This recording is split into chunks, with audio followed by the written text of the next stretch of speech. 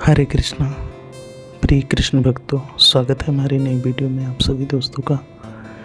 दोस्तों, अच्छा और बुरा हमारी ज़िंदगी के दो हिस्से हैं जो हर किसी की लाइफ में होता है।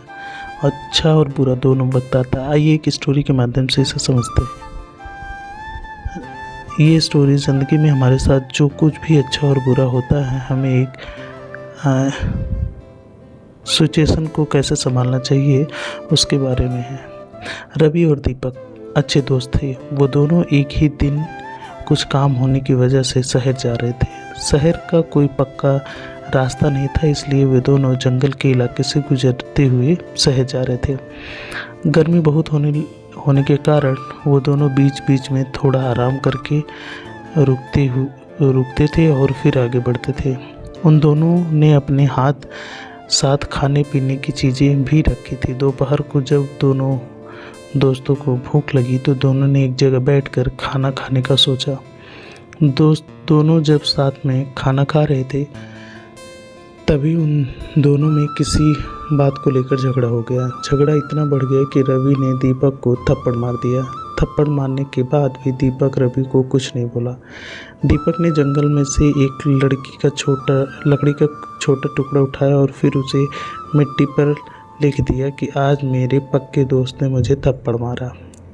कुछ देर के बाद दोनों फिर से शहर जाने के लिए निकले। उस झगड़े के कारण दोनों एक दूसरे से बात नहीं कर रहे थे और शहर के तरफ आगे बढ़ रहे थे। आगे बढ़ते बढ़ते दीपक जिसने थप्पड़ खाया था उसकी चीखने की आवाज़ आई। वो दलदल में गलती से बुरी तरह फंस गया था। रवि ने देखा कि उसका दोस्त बुरी तरह दलदल में फंस गया। रवि ने तुरंत उसकी मदद की और उसे दलदल में से बाहर निकाला। इस बार भी दीपक कुछ भी नहीं बोला। दीपक ने उधर से एक पत्थर लिया और उस पत्थर से एक पेड़ के तने पर लिख दिया कि आज मेरे पक्के दोस्त ने मुझे बचाया। दीपक को ऐसा करते हुए देखकर रवि ने रहा नहीं गया। उसने तुरंत दीपक से पूछा कि जब मैंने तुम्हें थप्पड़ मारा तब भी तुमने मिट्टी पर लिख दिया था, और अब मैंने तुम्हारी जान बचाई तो तुमने पेड़ के तने पर लिखा क्यों? सबकी सोच एक जैसी नहीं होती।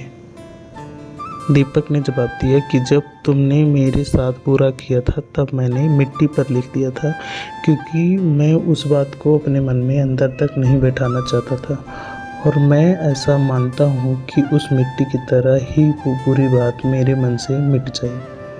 जब तुमने मेरे साथ अच्छा किया तभी मैंने वो बात पेड़ के तने पर लिख दी, क्योंकि वो उस बात को हमेशा के लिए अपने मन में रखना चाहता हूँ और हमारी दोस्ती को इतनी गहराई से मन में बसाना चाहता हूँ कि हमारी दोस्ती कभी भी ख़त्म ना हो जाए। ज़िंदगी में अच्छा और बुरा तो होता रहता है। ज़िंदगी में उसी का नाम है। हम उस परिस्थिति को कैसे संभालते हैं वो ज़्यादा महत्वपूर्ण होता है। जब हमारे साथ कुछ बुरा होता है तभी हमें उसे मन से निकाल देना चाहिए, और जब भी कुछ अच्छा हो तो उसे ज़िंदगी भर के लिए मन में बसा लेना चाहिए। अगर आपको यह स्टोरी अच्छी लगी तो कमेंट करके ज़रूर बताएं। व्यक्ति सुख दुख मान लाभ एहसास करना मन की शरारत है। आत्मा सबसे कोई लेना देना नहीं है। जब यह संसार ही अस्थायी नहीं तो इस संसार की कोई वस्तु कैसे अस्थायी हो सकती है। मैं इस संसार के सभी प्राणियों में विद्यमान हूँ। मैं चींटी में भी हूँ और हाथी में भी। मेरे तुम्हारे हम सबके कई जन्म हो चुके हैं, तो यह मेरा आखिरी जन्म नहीं है और ना ही तुम्हारा आखिरी जन्म है। पर वर्तमान परिस्थितियों में जो तुम्हारा कर्तव्य है वही सच्चा धर्म है। मैं किसी व्यक्ति के भाग्य का निर्माण नहीं करता, ना ही किसी को कर्म फल देता हूँ। व्यक्ति या जीव कर्म ही उसके भाग्य का निर्माण करते हैं। क्रोध मनुष्य का सबसे बड़ा शत्रु होता है। क्रोध के कारण मनुष्य की सोचने समझने की शक्ति नष्ट हो जाती है और उस व्यक्ति का पतन ज़्यादा समय नहीं लगता। मनुष्य कर्म में से कभी छुटकारा नहीं पा सकता, इसलिए हमें हमेशा कर्म करते रहना चाहिए, क्योंकि कर्म के बिना हमारे शरीर का निर्वाह नहीं हो सकता।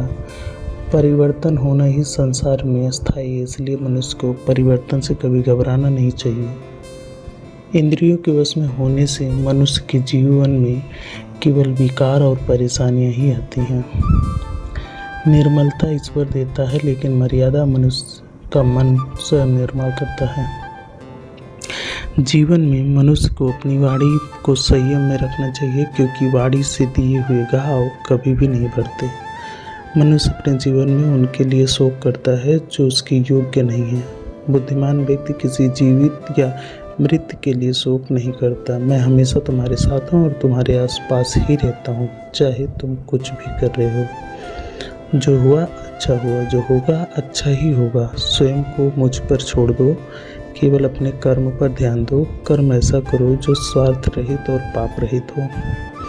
मनुष्य को जीवन में समय चाहे जैसा भी हो अपने परिवार के साथ रहना चाहिए, क्योंकि यदि सुख है तो बढ़ जाता है और दुख है तो घट जाता है। मनुष्य को अपने कर्तव्य के पथ से कभी नहीं हटना चाहिए। यह मूर्खता है, क्योंकि इससे न तो तुम्हें स्वर्ग की प्राप्ति होगी और न ही तुम्हारी कीर्ति बढ़ेगी। भगवान श्री कृष्ण कहते हैं कि सत्संग अर्थात अच्छे लोगों का साथ ईश्वर की कृपा से मिलता है, परंतु कुसंगत में पड़ना मनुष्य के अपने ही हाथों में है। वह मनुष्य जो सभी इच्छाओं को त्याग देता है, मैं और मेरा ही लालसा और भावना से मुक्त हो जाता है, उसे शांति प्राप्त होती है। भगवान श्री कृष्ण कहते हैं, अगर तुम्हें किसी ने दुख दिया तो इसका बुरा मत मानना, क्योंकि लोग उसी पेड़ पर पत्थर मारते हैं जिस पेड़ पर ज़्यादा मीठे फल लगे होते हैं। स्वार्थ से रिश्ते बनाने की कितनी भी कोशिश करो वो कभी बनते नहीं, और प्रेम से बने रिश्तों को तोड़ने की कितनी भी कोशिश कर लो वो कभी टूटते नहीं। यदि व्यक्ति शिक्षा से पहले संस्कार, व्यापार से पहले व्यवहार और भगवान से पहले माता पिता को जान ले तो ज़िंदगी आसान हो जाती है। आज के लिए